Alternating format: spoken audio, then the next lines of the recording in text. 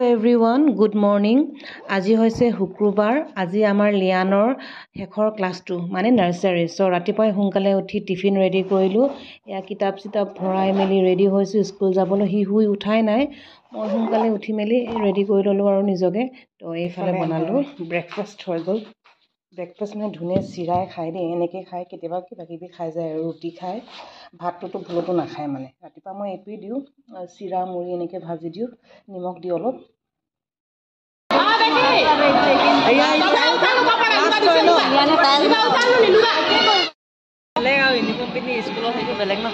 এইফালে হৈছে আমাৰ লিয়ানহঁতৰ নাৰ্চাৰী ক্লাছটো, মানে ডন বস্কত পঢ়ে সি। তাৰ মাজতে আছে হলি ক্ৰছ প্ৰি নাৰ্চাৰী বুলি স্কুলখন, ইটো চাইডে আছে এছএছখন।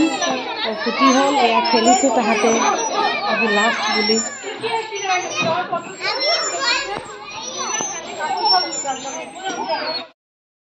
তাত মাৰ্কছ দিছে নেকি?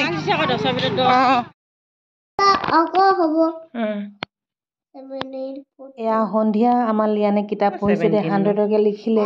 আজি ফাৰ্ষ্ট 100লৈকে লিখিছে, অইনদিনা সদায় 40 নহ'লে 50লৈকে লিখিবলৈ দিয়ে আৰু স্কুলত এক্সামতো 40লৈকে লিখিবলৈ আহিব। তেন্তে ইমানেই আছিল ভিডিঅ'টো। যদি ভাল লাগিলে প্লিজ লাইক কৰি দিব আৰু ছাবস্ক্ৰাইব কৰি দিব।